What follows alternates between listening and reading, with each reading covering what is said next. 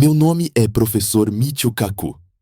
Sou físico teórico na City University of New York e passei a maior parte da minha vida adulta tentando decifrar a música das esferas, as harmonias matemáticas que governam a dança das partículas subatômicas e a valsa das galáxias. A física é a ciência de como as coisas funcionam. Como o Sol queima. Como o DNA se replica. Como a gravidade curva a luz. Mas existe uma pergunta que paira acima de todas as outras. Uma pergunta que não é apenas sobre o como, mas sobre o porquê. É a pergunta primordial, a questão que o filósofo Gottfried Leibniz chamou de o mistério supremo da metafísica. Por que existe algo em vez de nada? Olhe ao seu redor neste exato momento. Olhe para a luz que emana desta tela, para a pele das suas mãos, para o ar que você respira. Tudo isso é matéria. Tudo isso é energia. Tudo isso é algo. Vivemos em um universo saturado de existência, um carnaval de fótons, elétrons, quarks e estrelas. Mas por quê? A intuição humana, moldada por histórias de causa e efeito, nos diz que tudo o que existe deve ter tido um começo. E a lógica nos diz que, antes do começo, deve ter havido o oposto da existência. Deve ter havido o nada. A narrativa padrão que nos é ensinada na escola e que permeia a cultura popular é a do Big Bang. Dizem-nos que há 13,8 bilhões de anos o universo explodiu à existência a partir de um ponto infinitesimal de densidade infinita. Antes desse momento, diz a lenda, não havia tempo, não havia espaço, não havia matéria. Havia apenas o nada. E então, subitamente, sem aviso e sem causa aparente, o nada se tornou tudo. Essa história é conveniente. Ela satisfaz nossa necessidade biológica de uma narrativa linear, com um início, um meio e um fim. Ela ressoa com os mitos de criação religiosa que falam de um fiat lux, um haja luz dito na escuridão eterna. Mas hoje, como físico que lida com as leis fundamentais da realidade e não com mitos confortáveis, eu preciso lhe dizer que essa premissa está fundamentalmente, catastroficamente errada. Eu preciso lhe dizer que a ideia de que o universo surgiu do nada absoluto é uma impossibilidade física. O conceito de nada é uma falácia, uma ilusão cognitiva. Uma miragem linguística que não tem correspondência na estrutura real do cosmos. Afirmar que é impossível o universo ter surgido do nada não é apenas uma provocação. É uma necessidade derivada das leis de conservação que sustentam a ciência. Se você aceitar a premissa de que houve um estado de nada absoluto, e por nada, quero dizer a ausência total não apenas de partículas, mas de espaço, de tempo, de dimensões e, crucialmente, de leis físicas, então você cai em um paradoxo lógico insolúvel. O paradoxo é simples. O nada não tem propriedades. O nada não tem potencial. O nada não tem relógios. Se houve um estado de nada, não havia tempo para passar. Se não havia tempo, não poderia haver mudança. Se não podia haver mudança, o estado de nada teria que permanecer nada para sempre. O nada é estéril. Ele não pode dar à luz. Não existe mecanismo dentro do não ser que possa gerar o ser. Se o universo tivesse começado do verdadeiro nada, nós não estaríamos aqui para discutir isso. O fato de estarmos aqui é a prova de que o nada nunca foi o estado padrão da realidade. Muitas pessoas confundem o vácuo com o nada. Elas imaginam um espaço escuro e vazio e chamam isso de nada. Mas o espaço vazio é algo. O espaço tem dimensões: altura, largura, profundidade. O espaço tem geometria. Ele pode ser plano ou curvo. O espaço pode dobrar, torcer e ondular com ondas gravitacionais. O espaço vazio é um palco rico e complexo. O nada filosófico exigiria a remoção do próprio palco. Exigiria a inexistência da geometria. Tente imaginar não apenas a ausência de objetos, mas a ausência do lugar onde colocar os objetos. Tente imaginar a ausência do tempo onde os eventos ocorrem. A mente humana falha ao tentar visualizar isso, porque nossa consciência é construída sobre a estrutura do espaço-tempo. Mas a física nos sugere que tal estado de inexistência absoluta é proibido. A teoria do Big Bang, que é uma das teorias mais bem-sucedidas da ciência, é frequentemente mal interpretada como a teoria da criação do universo. Ela não é. O Big Bang não é uma teoria sobre a origem. É uma teoria sobre a evolução. As equações de Einstein, que descrevem a expansão do universo, funcionam maravilhosamente bem quando voltamos o filme para trás, até uma fração de segundo após o suposto início. Mas quando chegamos ao tempo zero, ao instante t0, as equações quebram. Elas nos dão resultados matemáticos que chamamos de singularidades, infinitos, densidade infinita, temperatura infinita. Na física, quando uma equação dá infinito, isso não significa que a natureza é infinita. Significa que a equação está errada ou incompleta. Significa que nossa teoria falhou. O momento do Big Bang não é o começo do tempo, é o horizonte do nosso conhecimento.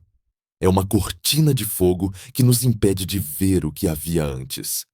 Dizer que o universo começou ali é como dizer que o mundo começa no horizonte, porque você não consegue ver além dele.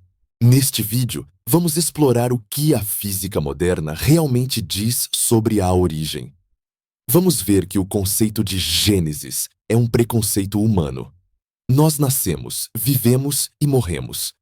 Então, assumimos que o universo deve fazer o mesmo.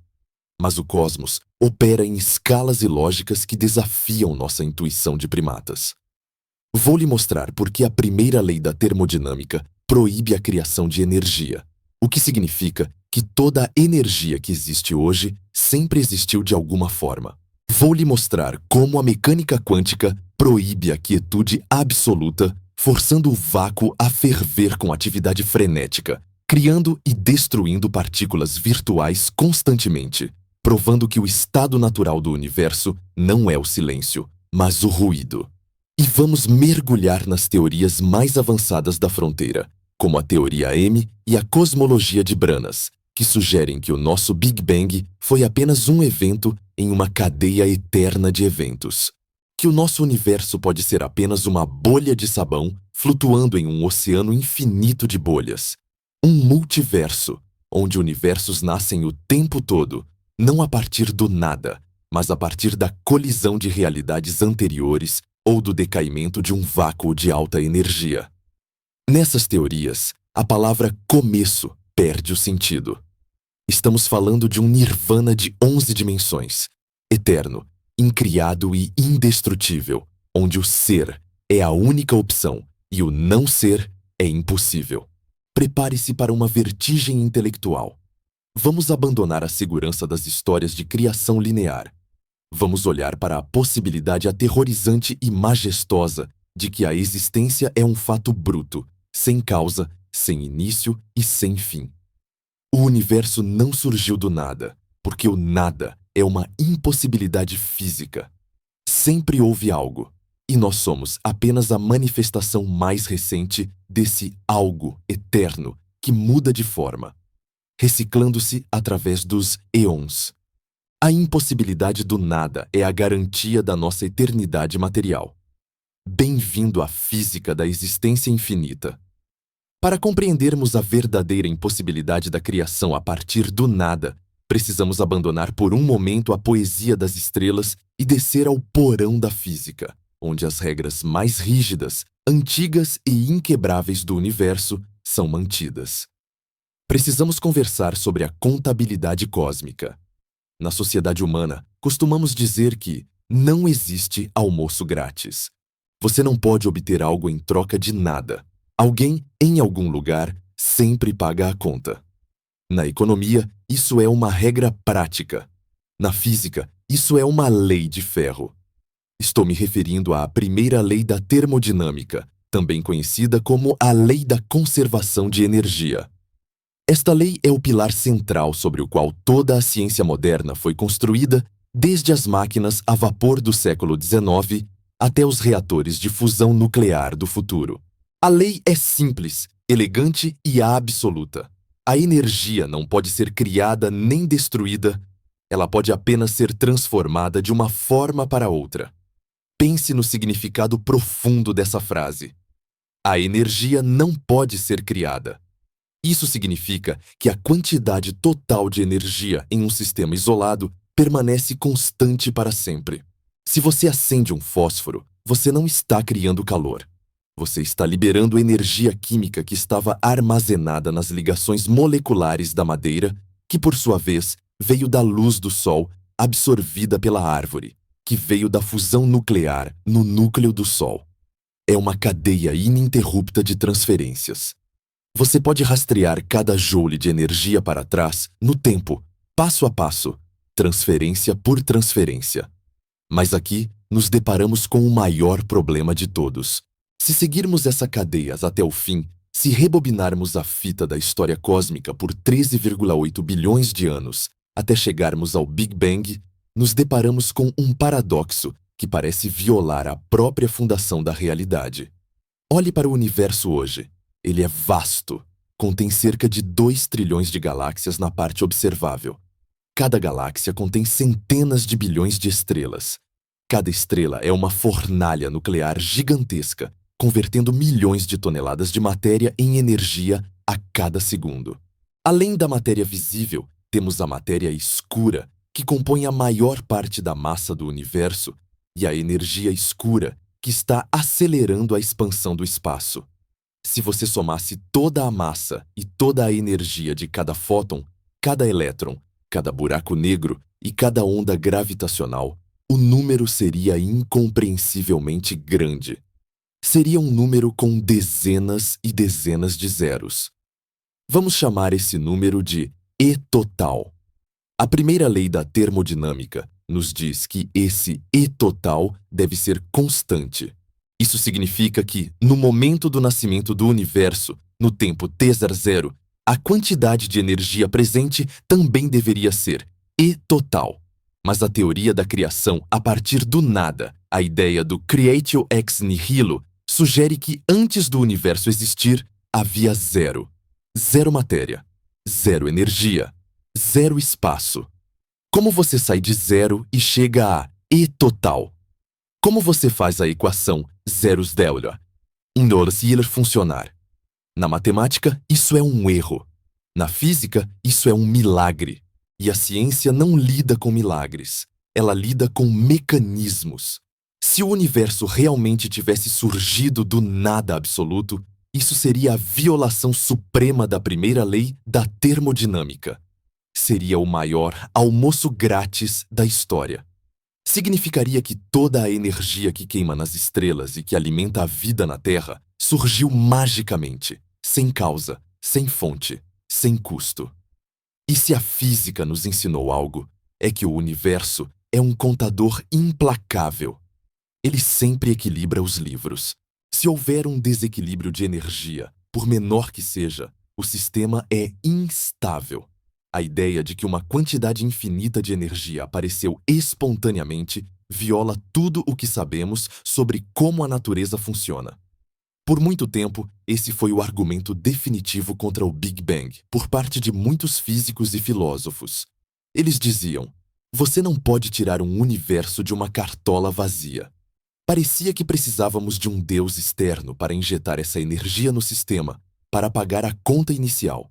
Mas nas últimas décadas, uma ideia revolucionária surgiu, uma ideia que tenta salvar a teoria do Big Bang sem violar a termodinâmica e que nos aproxima ainda mais da resposta sobre a natureza do nada. Essa ideia foi popularizada por gigantes como Stephen Hawking, Alan Guth e Lawrence Krauss. É a hipótese do universo de energia zero. Para entender isso, precisamos redefinir o que entendemos por energia. Estamos acostumados com a energia positiva. A massa de uma rocha é energia positiva. E me 2 dólares. O calor do fogo é energia positiva. O movimento de um carro é energia positiva. Tudo o que vemos e tocamos parece ser energia positiva. Se somarmos apenas essas coisas, o universo tem uma quantidade enorme de energia e o problema da criação persiste. Mas existe outro jogador no campo, um jogador silencioso e onipresente que muitas vezes esquecemos na contabilidade: a gravidade. A gravidade é uma força atrativa. Ela puxa as coisas umas para as outras. Imagine que você tem uma bola de pedra no chão. Para levantar essa pedra e afastá-la da terra, você precisa gastar energia. Você precisa trabalhar contra a gravidade. Se você soltar a pedra, ela cai, ganhando velocidade, energia cinética, à medida que a gravidade a puxa de volta. Na física, definimos a energia de um campo gravitacional como negativa. Por quê? Porque você precisa adicionar energia ao sistema para separar os objetos. Se o universo fosse apenas uma bola de matéria dispersa, a gravidade tentaria colapsá-la. A energia gravitacional é, essencialmente, uma dívida energética. É um buraco no chão da realidade. Aqui entra a beleza matemática assustadora da hipótese do universo de energia zero. Os cosmólogos calcularam a quantidade total de energia positiva no universo, toda a matéria, luz e calor, e a compararam com a quantidade total de energia negativa potencial armazenada no campo gravitacional que mantém tudo isso junto. E para o espanto de muitos, os números parecem se anular. A quantidade de energia positiva da matéria parece ser exatamente igual, em magnitude, à quantidade de energia negativa da gravidade. É como se o universo fosse uma equação perfeita. Delphius, aí Place. 0 dólares. Isso leva a uma conclusão fascinante. Se a energia total do universo é zero, então a primeira lei da termodinâmica não foi violada no Big Bang. O universo não precisou criar energia. Ele simplesmente separou o nada em duas partes opostas. Pense nisso como cavar um buraco para construir uma colina. Você cava a terra e a empilha ao lado. Agora você tem uma colina, matéria, energia positiva, e um buraco, gravidade, energia negativa. Se você somar a terra da colina com o espaço vazio do buraco, você ainda tem zero terra líquida em relação ao nível do solo original.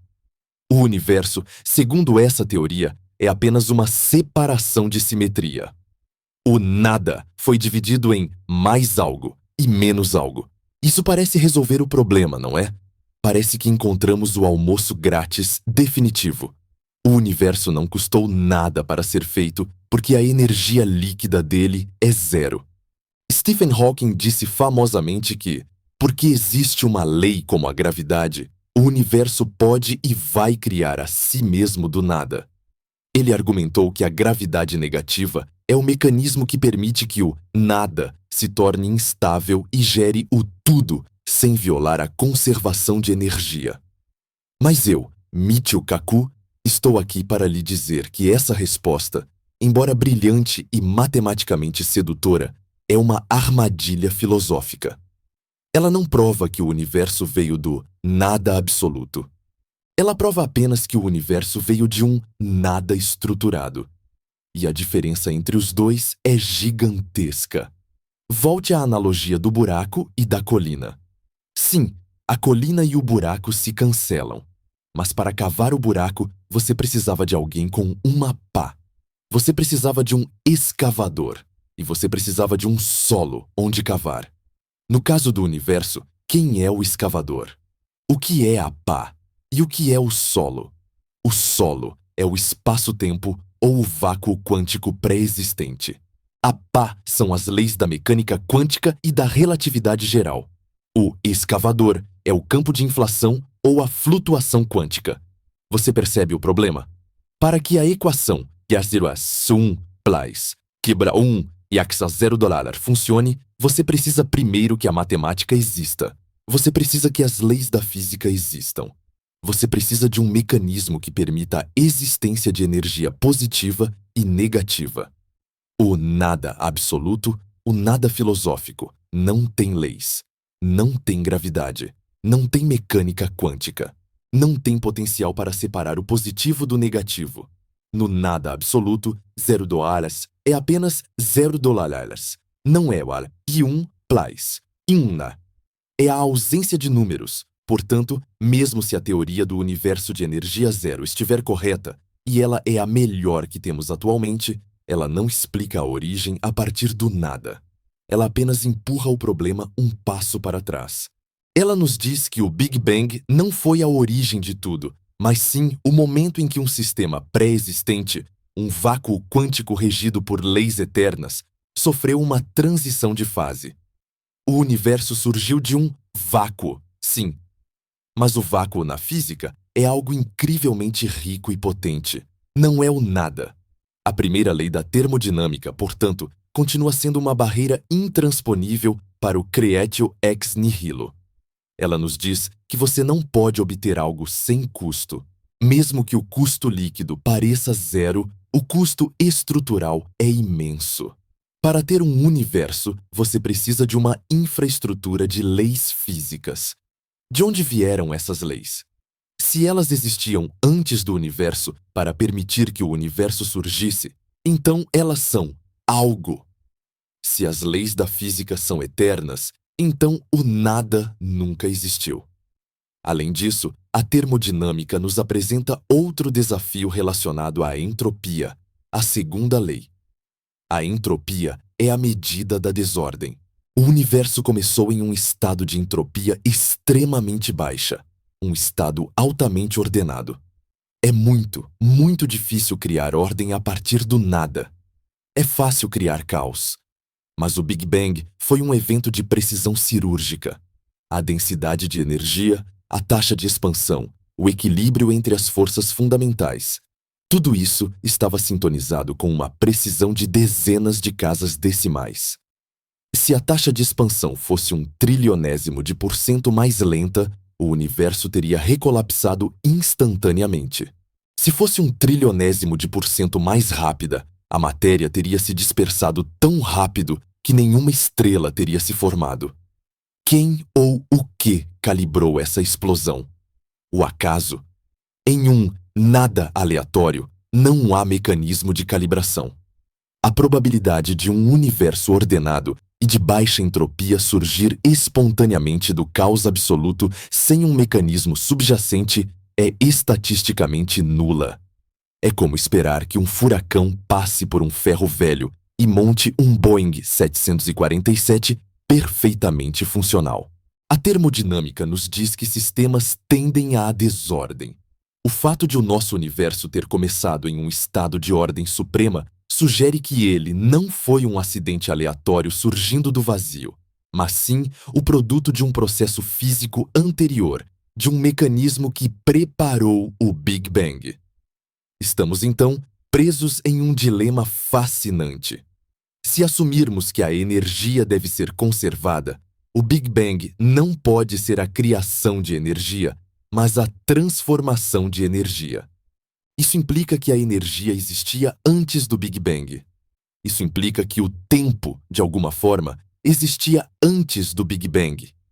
Isso nos força a considerar que o nosso universo não é uma ilha isolada de existência que apareceu no mar do nada, mas sim uma bolha em um oceano muito maior e mais antigo. A parede termodinâmica bloqueia a saída fácil. Ela nos proíbe de dizer era nada e virou tudo. Ela nos obriga a procurar a fonte. Onde estava a energia antes de se tornar estrelas? Estava no potencial gravitacional? Estava em um campo escalar inflacionário? Estava em uma dimensão superior? Qualquer que seja a resposta, ela aponta para uma verdade inegável. A existência é persistente. A coisa que compõe o universo não pode ser apagada e não pode ser criada. Ela pode apenas mudar. Isso nos leva a uma conclusão que beira o místico, mas que é puramente científica. Nós vivemos em um universo de reciclagem eterna. O almoço não é grátis. Ele foi pago por um processo anterior que ainda não compreendemos completamente, mas que certamente não foi o nada. Ao tentarmos equilibrar as contas do cosmos, descobrimos que o livro razão nunca pode ser zerado. A energia é a moeda da realidade, e a moeda está sempre em circulação. O conceito de um banco vazio, antes do início dos tempos, é uma ficção. Sempre houve capital no banco. Sempre houve potencial. Sempre houve leis. A termodinâmica não é apenas uma lei sobre motores a vapor. É a lei que garante a eternidade da substância fundamental do cosmos. E é essa lei que torna impossível o conceito ingênuo de que viemos do vazio. O nada é instável demais, simples demais e barato demais para explicar a riqueza e a complexidade da energia que permeia cada átomo do seu corpo. Nós somos feitos de energia emprestada, transformada, mas nunca, jamais, criada do zero. Se a primeira lei da termodinâmica é o escudo que protege a conservação da energia, a mecânica quântica é a espada que destrói a ideia de quietude. Para entendermos por que o nada é impossível, precisamos abandonar a escala humana e encolher nossa visão para o reino do muito pequeno, para o mundo subatômico, onde as regras do senso comum deixam de se aplicar e a realidade se revela como uma tempestade de probabilidades frenéticas. A maioria das pessoas, e até mesmo os físicos clássicos antes do século XX, imaginavam o vácuo como um palco vazio e passivo. Imagine que você pega uma caixa de aço, super resistente e hermeticamente fechada. Você usa a bomba de vácuo mais poderosa do mundo e suga cada molécula de ar para fora. Depois, você blinda a caixa contra toda a radiação externa, bloqueando a luz, os raios cósmicos e as ondas de rádio. Finalmente, você resfria essa caixa até o zero absoluto, a temperatura onde todo o movimento térmico deveria cessar. Você abre a caixa e olha para dentro. O que você vê? A intuição lhe diz que você veria o nada. Um vazio escuro, frio, imóvel e estéril. Mas a mecânica quântica nos diz, com uma certeza matemática testada e comprovada em laboratório, que a sua intuição está completamente errada. Dentro dessa caixa vazia, uma festa selvagem está acontecendo. O nada quântico não é vazio, ele é cheio. Ele é um meio vibrante, caótico e efervescente, fervilhando com atividade. A razão para isso reside em um dos princípios mais profundos da física moderna. O princípio da incerteza de Heisenberg. Formulado por Werner Heisenberg, na década de 1920, este princípio estabelece que existem pares de propriedades físicas que não podem ser conhecidas com precisão infinita simultaneamente. Os pares mais famosos são posição e momento, mas o par que nos interessa aqui, o par que mata a ideia do nada, é o par energia e tempo. A equação diz que a incerteza na energia multiplicada pela incerteza no tempo deve ser sempre maior ou igual a uma constante fundamental muito pequena, a constante de Planck dividida por 2.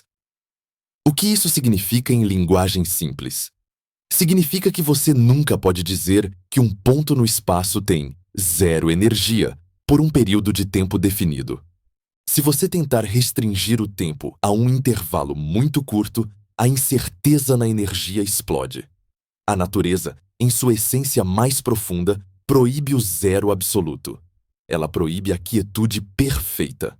Para satisfazer o princípio da incerteza, o vácuo precisa pegar emprestado energia do nada, criar partículas e depois devolvê-las tão rápido que a violação da conservação de energia não seja detectada pelas leis macroscópicas. Essas são chamadas de partículas virtuais. Imagine o espaço vazio não como um lago calmo, mas como uma panela de água fervendo violentamente ou, como o físico John Wheeler descreveu, uma espuma quântica. A cada fração de nanosegundo, em cada milímetro cúbico do universo, pares de partículas e antipartículas, elétrons e pósitrons, quarks e antiquarks, estão surgindo espontaneamente do vácuo. Eles aparecem, se separam brevemente, vivem por um tempo inimaginavelmente curto e então colidem e se aniquilam, devolvendo a energia ao vácuo. O espaço vazio é, na verdade, um mar agitado de criação e destruição incessantes. Você não pode remover essas partículas. Elas são intrínsecas à própria estrutura do espaço. O vácuo não é a ausência de coisas. O vácuo é um objeto físico por direito próprio, com propriedades complexas, densidade e pressão. Você pode pensar, professor, isso soa como ficção científica ou apenas uma abstração matemática. Como sabemos que essas partículas virtuais são reais? Nós sabemos porque podemos medir os efeitos delas. A prova mais elegante e irrefutável de que o nada pesa e exerce força é o efeito Casimir. Em 1948, o físico holandês Hendrik Casimir previu que, se você colocasse duas placas de metal muito próximas uma da outra no vácuo, elas seriam empurradas uma contra a outra por uma força misteriosa. Por quê? Porque no espaço aberto ao redor das placas, todas as ondas virtuais possíveis podem existir. Mas no espaço minúsculo entre as placas, apenas as ondas curtas cabem. Como há mais ondas empurrando as placas de fora para dentro do que de dentro para fora, cria-se uma pressão líquida. As placas são esmagadas juntas pelo peso do vácuo. Nós medimos essa força em laboratório. É real. O nada tem força física. Ele pode mover objetos. Se o vácuo fosse realmente vazio, as placas não se moveriam. O fato de elas se moverem prova que o vácuo é um plenum, uma plenitude disfarçada de vazio. Mas a história fica ainda mais estranha e mais consequente para a origem do universo. Se o vácuo tem energia, e se a energia é equivalente à massa, =mc $2, então o vácuo deve pesar alguma coisa. Durante muito tempo, os físicos tentaram calcular quanto pesa o vácuo. Quando usamos a teoria quântica de campos para somar a energia de todas essas partículas virtuais, chegamos a um número absurdo, um número quase infinito. Se o vácuo pesasse tanto quanto a teoria prevê, o universo teria colapsado em um buraco negro no instante em que nasceu, ou teria se expandido tão rápido que nenhum átomo teria se formado. Esse é o famoso problema da constante cosmológica, a pior previsão da história da física teórica, errando por 120 ordens de magnitude. No entanto, embora o cálculo teórico esteja desajustado, a realidade observacional nos deu uma surpresa em 1998. Descobrimos que a expansão do universo não está desacelerando, como pensávamos. Ela está acelerando. As galáxias estão se afastando umas das outras cada vez mais rápido. Existe uma força misteriosa empurrando o espaço para fora, agindo como uma antigravidade. Demos a essa força o nome de energia escura. E o que é a energia escura? A melhor explicação que temos é que ela é a energia do próprio vácuo. É o peso do nada. O espaço vazio tem uma densidade de energia intrínseca. À medida que o universo se expande e cria mais espaço, ele cria mais energia de vácuo, o que faz o universo expandir ainda mais rápido. Isso cria um ciclo de feedback exponencial. O nada é tão potente que constitui cerca de 68% de toda a energia do universo observável.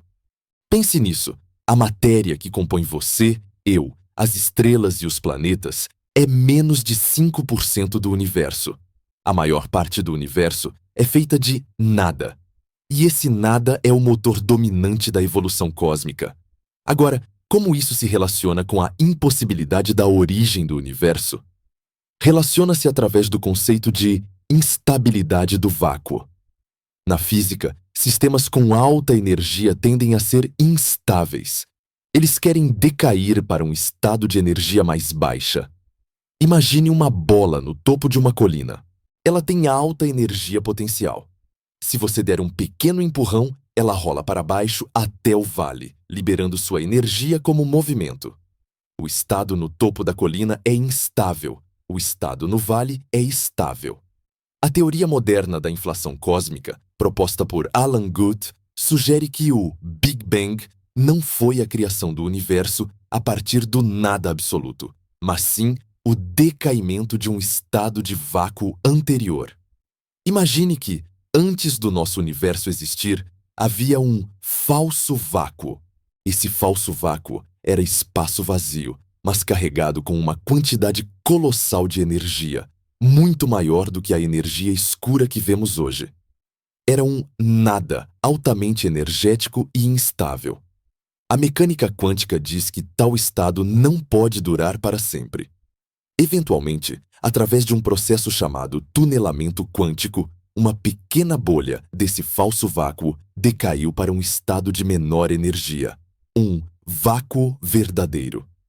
Essa transição de fase é análoga ao congelamento da água. Quando a água, estado de alta energia, vira gelo, estado de baixa energia, ela libera calor latente. Quando o falso vácuo decaiu, ele liberou sua energia armazenada. E foi uma quantidade de energia inimaginável. Essa energia liberada impulsionou uma expansão exponencial do espaço, a inflação, e depois se converteu em uma sopa quente de partículas reais. O que chamamos de Big Bang foi, na verdade, o momento em que o nada congelou e liberou sua energia latente para criar a matéria. Portanto, o universo não veio do nada. Ele veio de um nada instável. Ele veio de um campo quântico pré-existente que decaiu. A pergunta então muda de como o nada criou algo para por que o vácuo era instável. A física nos mostra que o estado natural de um sistema quântico raramente é o estado de energia zero perfeito. Quase sempre há flutuações, campos e potenciais. O nada absoluto, o zero perfeito, é um estado tão improvável, tão antinatural e tão proibido pelas leis de incerteza que talvez seja fisicamente impossível que ele exista. O universo existe porque o nada é instável demais para existir sozinho. A existência é o estado preferencial da natureza. O vazio abomina a si mesmo. Isso tem implicações filosóficas aterrorizantes e maravilhosas. Significa que o potencial para a existência está embutido na própria definição de espaço. Se você tiver um pedaço de vácuo verdadeiro e esperar tempo suficiente, a flutuação certa acontecerá e um novo universo nascerá. Isso sugere que a Gênese não foi um evento único, mas um processo contínuo. Estamos flutuando em um mar de potencial criativo. Além disso, devemos considerar a morte do vácuo. Se o nosso universo nasceu do decaimento de um vácuo de alta energia para um de baixa energia, quem garante que estamos no estado final? Quem garante que estamos no vale da montanha? É possível que o nosso vácuo atual, o espaço vazio que permeia nossos átomos, seja apenas um outro falso vácuo, temporariamente estável, mas ainda com potencial para cair mais. Se isso for verdade, a qualquer momento, em qualquer lugar do universo, uma bolha de vácuo mais verdadeiro pode se formar. Essa bolha se expandiria à velocidade da luz, reescrevendo as leis da física, alterando a massa das partículas e destruindo toda a matéria como a conhecemos instantaneamente. Seria o fim do universo, sem aviso prévio. Mas também seria o nascimento de uma nova física, de um novo universo. Essa é a natureza cíclica e aterrorizante do vácuo quântico. Ele dá e ele tira. A lição central desta sessão é que a intuição humana sobre o espaço vazio é uma ferramenta evolutiva que funciona para caçar e colher na savana, mas falha miseravelmente na cosmologia. Para um macaco, um espaço sem frutas e sem predadores é nada. Mas para o universo, esse espaço é uma entidade dinâmica, pesada, pulsante e grávida de possibilidades. Dizer que o universo veio do nada é ignorar a riqueza do vácuo. O vácuo é a mãe de toda a matéria. A matéria é apenas uma pequena perturbação, uma espuma temporária na superfície desse oceano profundo e eterno de energia potencial. Portanto, quando os defensores da criação ex nihilo apontam para o Big Bang e dizem Veja, antes não havia matéria, então veio do nada. Eles estão cometendo um erro de categoria. Eles estão confundindo a ausência de móveis com a ausência da casa.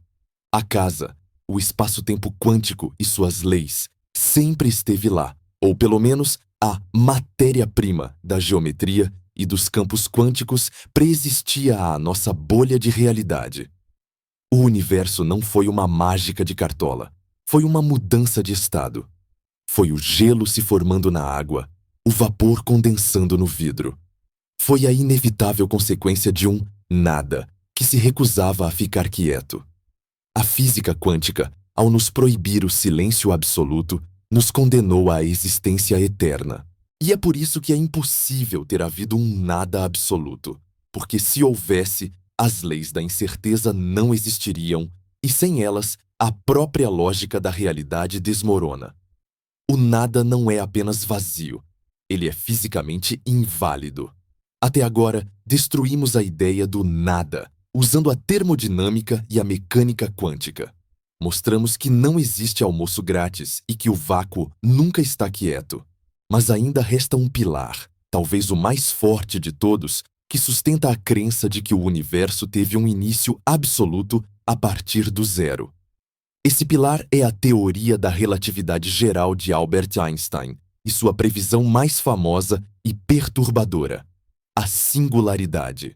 Se você abrir qualquer livro didático de astronomia, ele lhe dirá que, se rebobinarmos o filme da história cósmica, as galáxias se aproximam, o universo encolhe e esquenta, até que, há 13,8 bilhões de anos, tudo o que existe, cada estrela, cada átomo, o próprio tecido do espaço, estava espremido em um ponto geométrico de tamanho zero, densidade infinita e temperatura infinita. Esse ponto é a singularidade. E é aqui que a maioria das pessoas, e até muitos cientistas, param de pensar. Eles olham para esse ponto e dizem: "Ah, aqui está o começo. Antes disso, não havia nada. Aqui, o relógio começou a tic-taquear." Mas hoje, eu preciso lhe contar o segredo sujo da cosmologia. Eu preciso lhe dizer o que realmente significa quando um físico usa a palavra singularidade. Na linguagem popular, singularidade soa como algo místico, um momento de criação divina, uma semente cósmica. Mas na linguagem da matemática, singularidade significa algo muito diferente. Significa erro. Significa falha catastrófica. Significa não sabemos do que estamos falando. Quando uma teoria física prevê uma singularidade, ela não está descrevendo a realidade. Ela está gritando por socorro. Ela está levantando uma bandeira branca e admitindo que foi levada além do seu limite de funcionamento e quebrou. Para entender por que o Big Bang não foi o início, precisamos entender a ferramenta que usamos para descrevê-lo: a relatividade geral. Esta é, sem dúvida, uma das maiores conquistas da mente humana.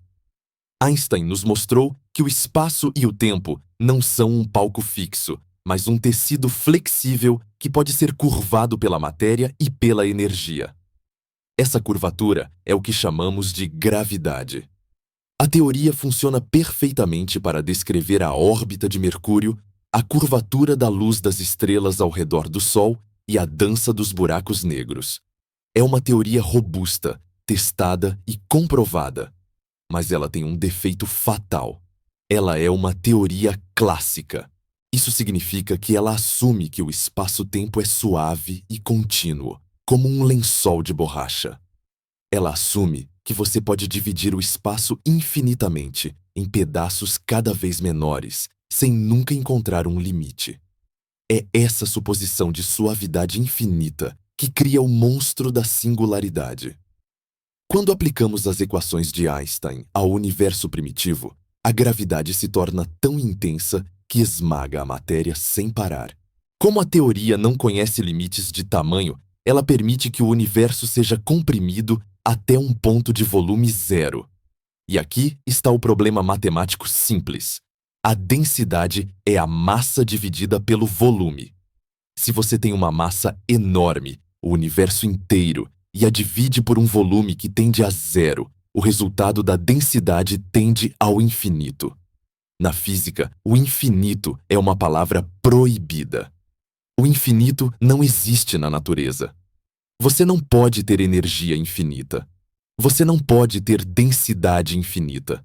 Quando o infinito aparece nas suas equações, é o equivalente cósmico de uma calculadora mostrando erro ou divisão por zero. Imagine que você está usando a lei da aerodinâmica para calcular o fluxo de ar ao redor da asa de um avião.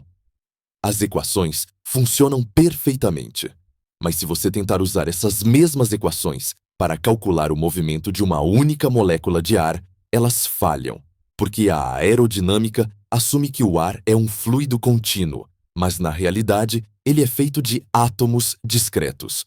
Você saiu do domínio de validade da teoria. A singularidade do Big Bang é exatamente isso.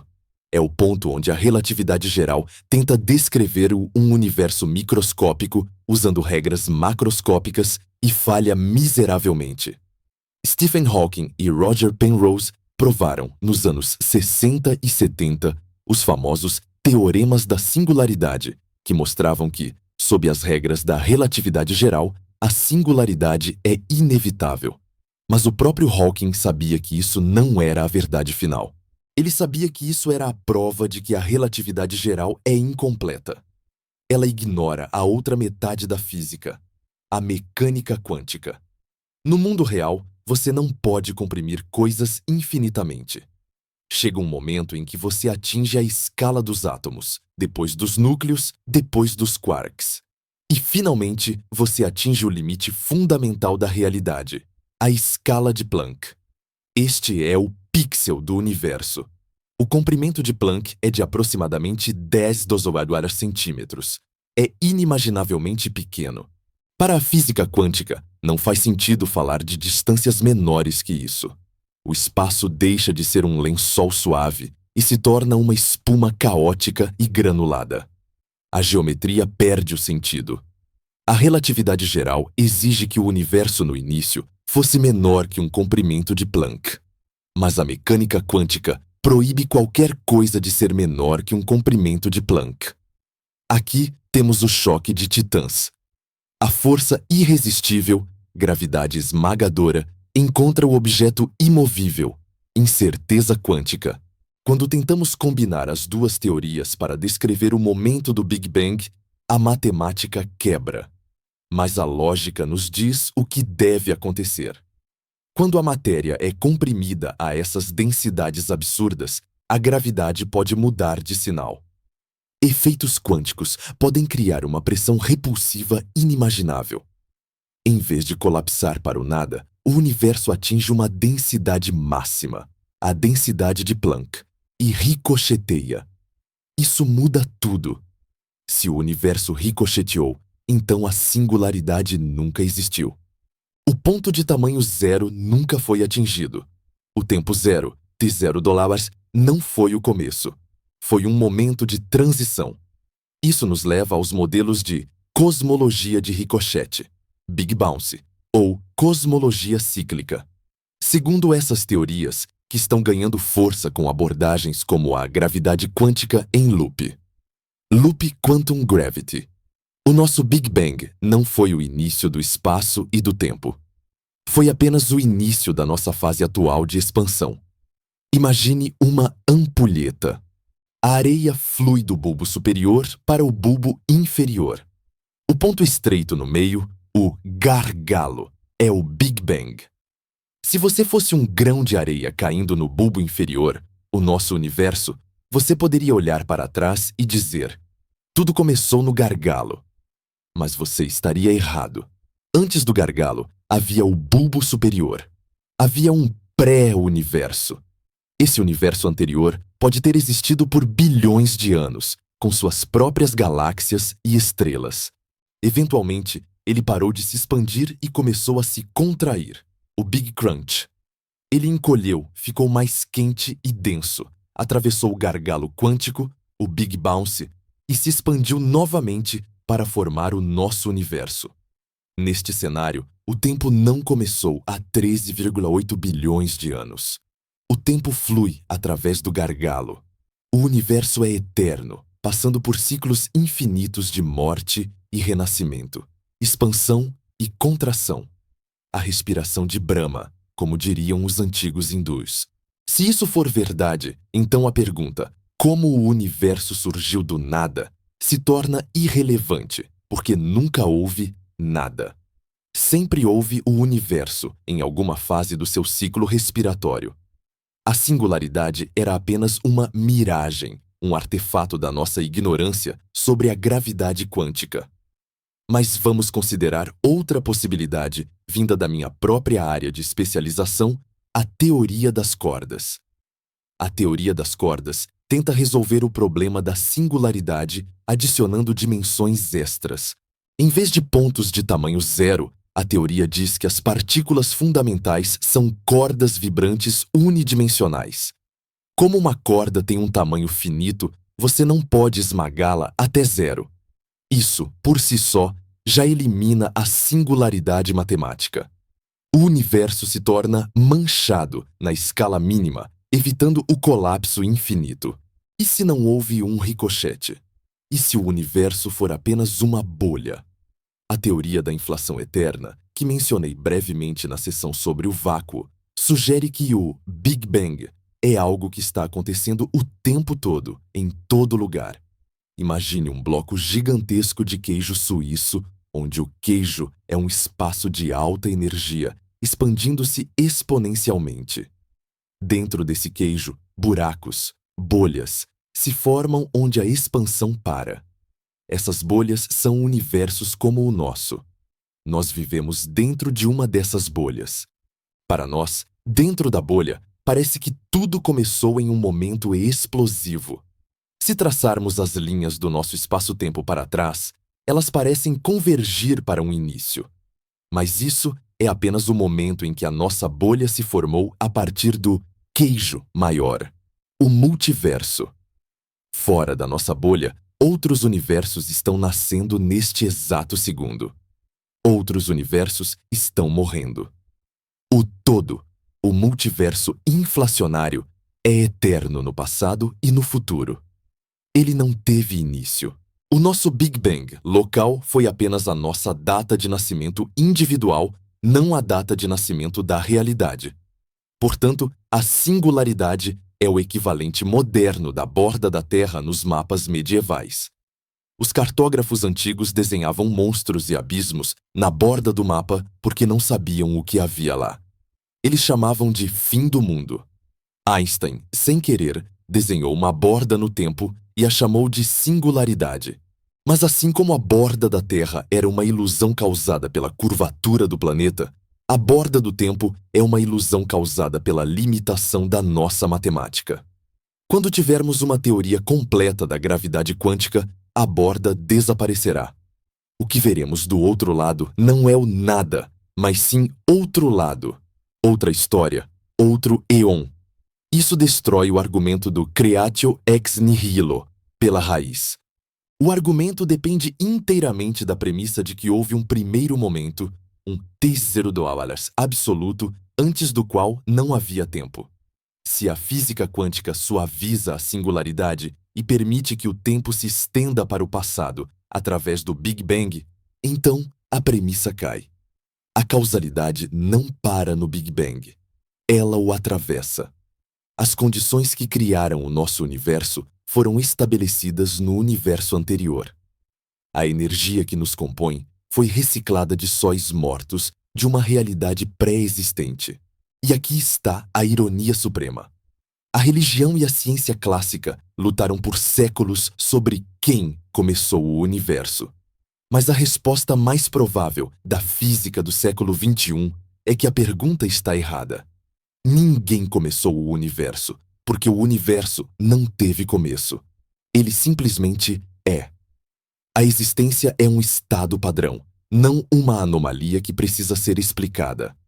O estado de não existência é que seria a anomalia, e como vimos, é uma anomalia proibida. O erro da singularidade foi nos fazer acreditar que a realidade é linear. como uma flecha disparada de um arco. Mas a natureza, em todas as suas manifestações, tende a ser cíclica. As estações, as órbitas dos planetas, o ciclo da água, a vida e a morte. Por que o universo inteiro seria diferente? Por que ele seria uma linha reta, com um começo mágico e um fim trágico, em vez de um círculo majestoso e eterno? A matemática da singularidade tentou impor uma linha reta em um mundo curvo. Ela quebrou, e ao consertá-la, redescobrimos a eternidade. Então, da próxima vez que alguém lhe disser que a ciência provou que o universo veio do nada no Big Bang, você pode corrigir com confiança. A ciência provou que o universo ficou muito quente e denso há 13,8 bilhões de anos. O resto, o nada, o começo, o zero, não é ciência. É extrapolação de uma fórmula quebrada. É o mapa terminando onde o conhecimento do cartógrafo acaba. Mas a Terra continua além do mapa. E o tempo continua além do Big Bang. O universo não surgiu do nada porque o nada é o único lugar de onde não se pode vir. Nós viemos de algum lugar. Nós viemos do antes. E muito provavelmente nós existiremos para sempre no depois. A singularidade não é o começo. É apenas a porta pela qual passamos para chegar aqui.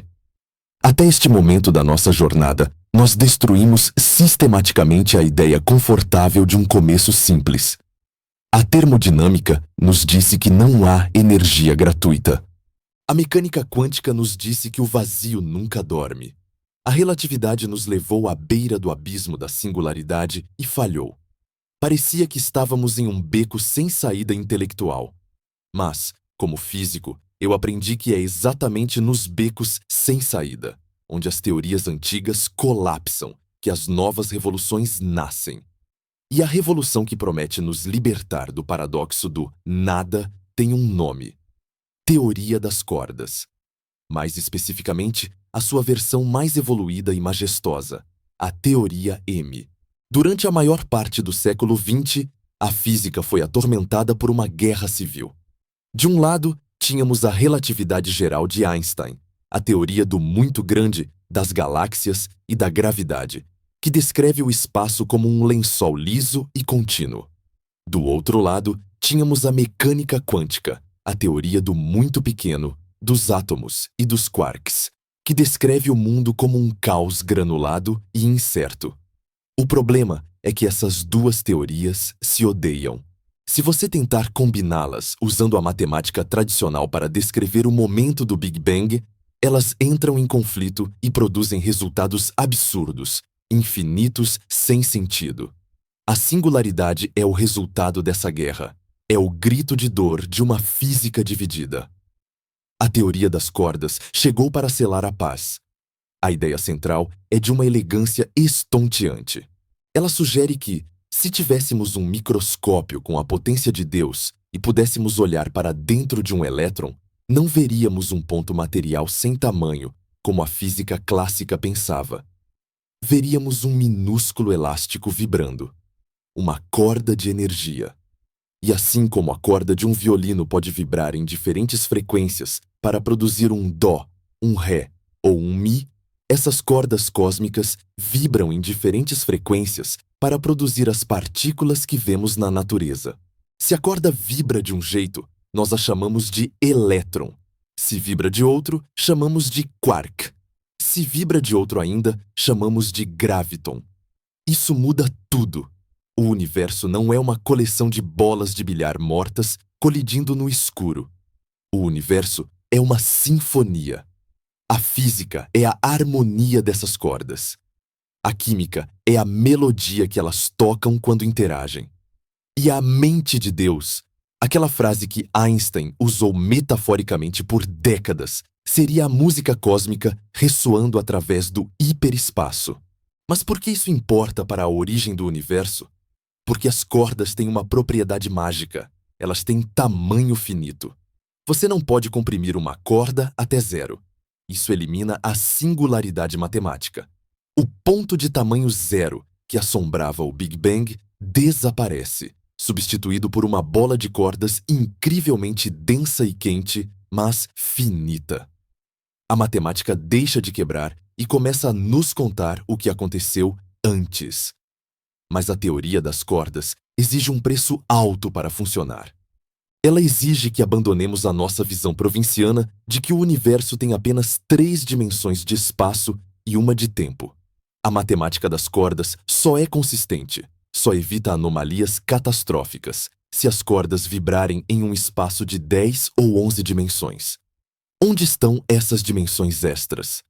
Elas podem estar enroladas em tamanhos subatômicos, invisíveis para nós, ou, e aqui está a chave para a nossa história, elas podem ser vastas, maiores do que o nosso próprio universo. Entra em cena a teoria M. O M pode significar membrana, mistério ou magia, dependendo de quem você pergunta.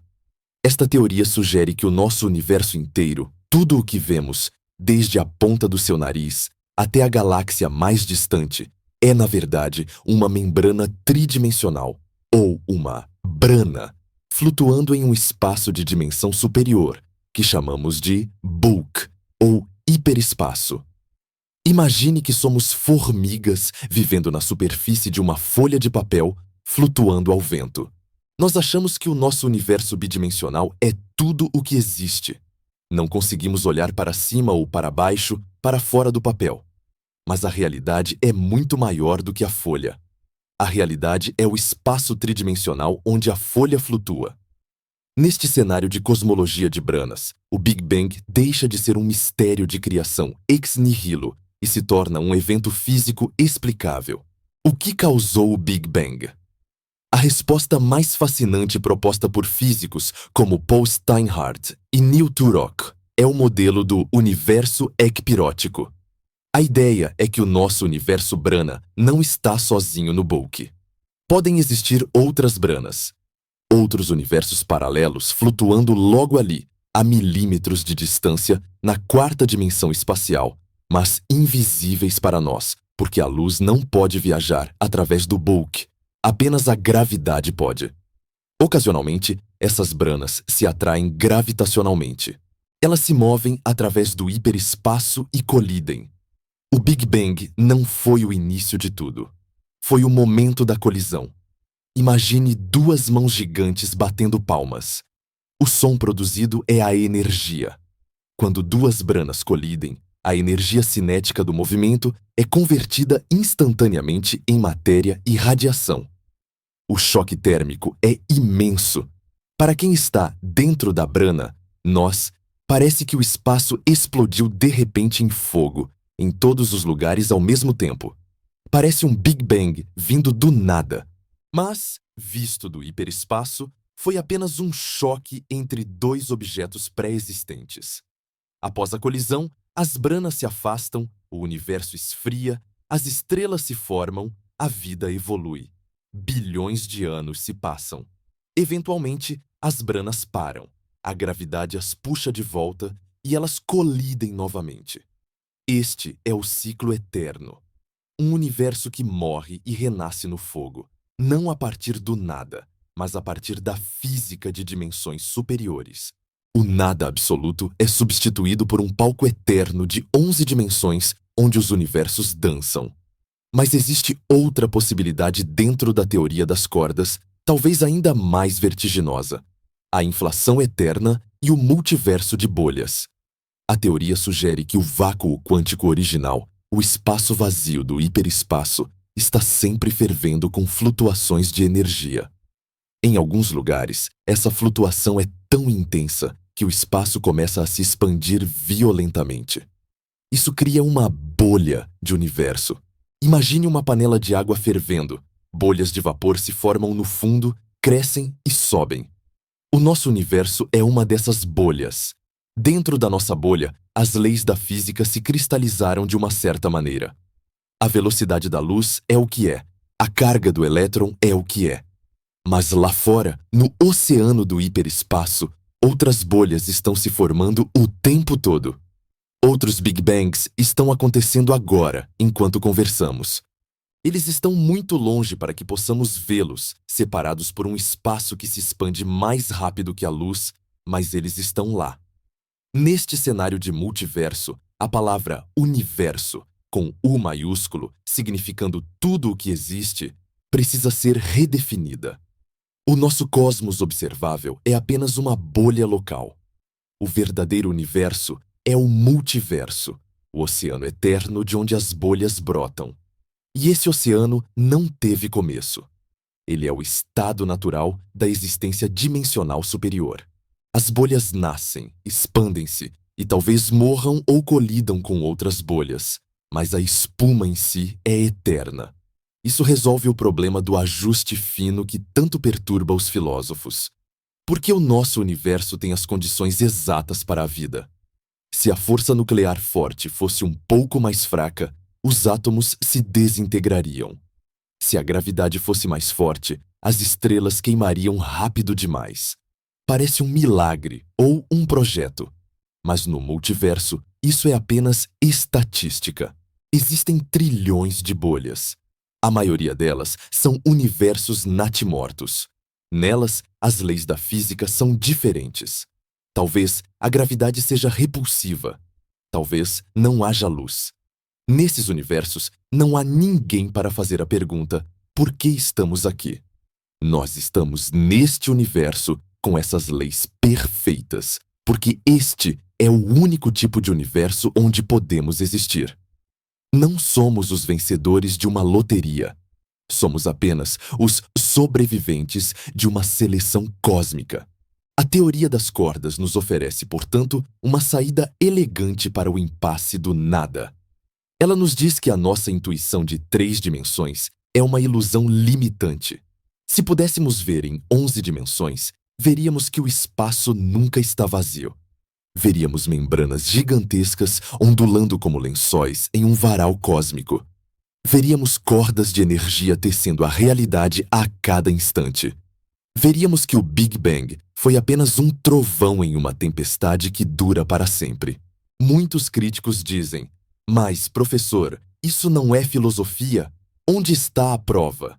É verdade que ainda não temos tecnologia para enviar uma sonda para fora da nossa brana ou para ver uma corda vibrando. Mas a teoria não é apenas um sonho febril. Ela é a única estrutura matemática que conseguimos encontrar em 50 anos que consegue unificar a gravidade e a mecânica quântica sem quebrar.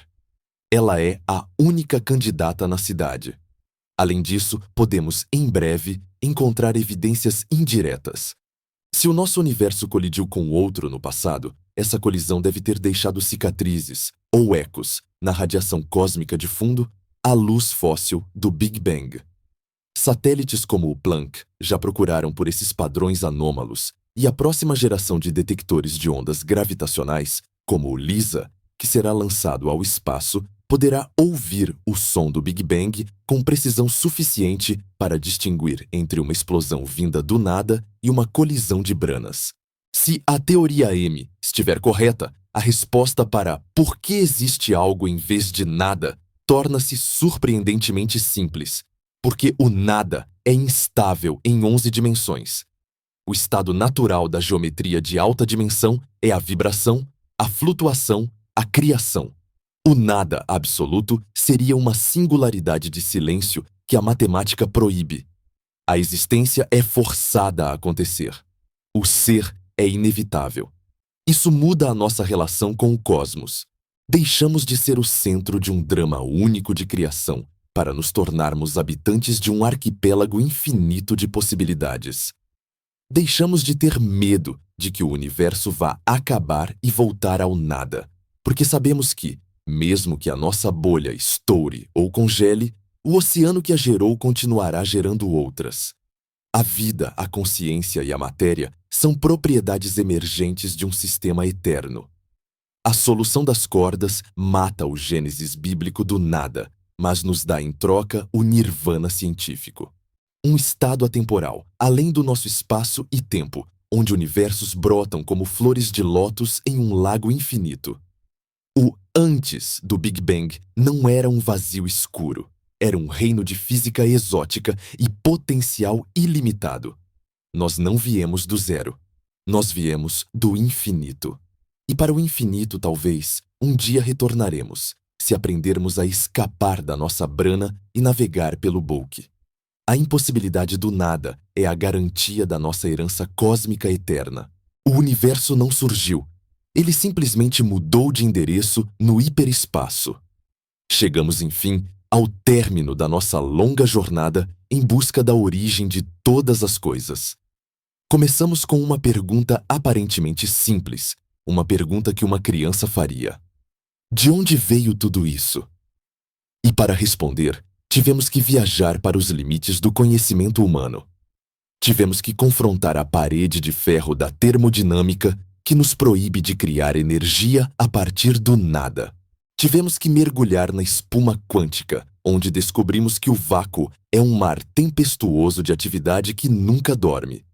Tivemos que desafiar a relatividade geral e expor a falácia da singularidade, mostrando que o ponto zero não é o início do tempo, mas apenas o limite da nossa compreensão atual.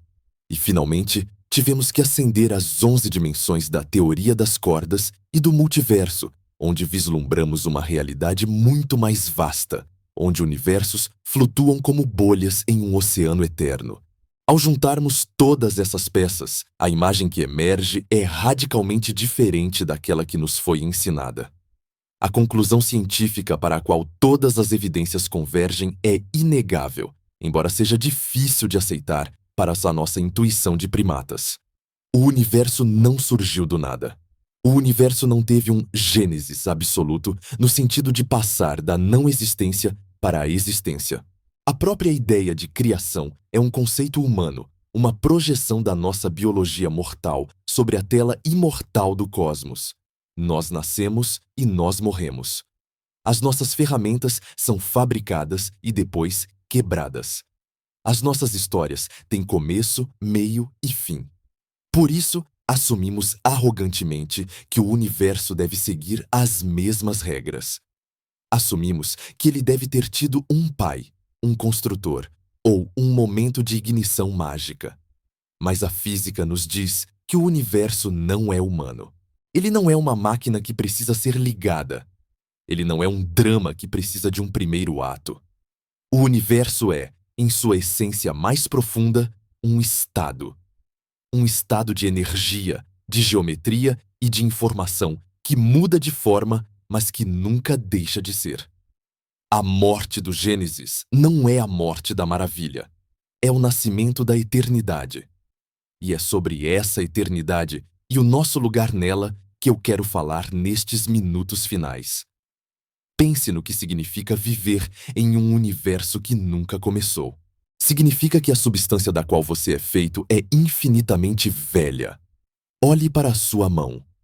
Os átomos de carbono, oxigênio e ferro que compõem suas células foram forjados no coração de estrelas que explodiram há bilhões de anos. Isso a ciência convencional já lhe disse. Mas agora podemos ir um passo além. A energia que constitui esses átomos, as cordas vibrantes que formam seus elétrons e quarks, não nasceu no Big Bang. Ela já estava lá. Ela preexistia ao nosso universo. Essa energia pode ter feito parte de outro universo antes deste. Ela pode ter flutuado no hiperespaço interdimensional por eons imensuráveis, antes de colapsar na nossa bolha de realidade. Você não é apenas poeira de estrelas. Você é poeira de eternidade. Você é a manifestação temporária de um campo quântico que nunca teve início e nunca terá fim. A luz que brilha nos seus olhos é a mesma luz antiga que viajou através de ciclos cósmicos de expansão e contração, sobrevivendo a colapsos, a ricochetes e a colisões de branas. A impossibilidade de vir do nada é a garantia da sua permanência material. A forma muda, a consciência pisca, mas a coisa fundamental, o substrato da realidade, é indestrutível. Isso resolve o maior mistério existencial de todos, o medo do não ser. Muitos de nós olhamos para a morte com terror porque imaginamos que ela é o retorno ao nada.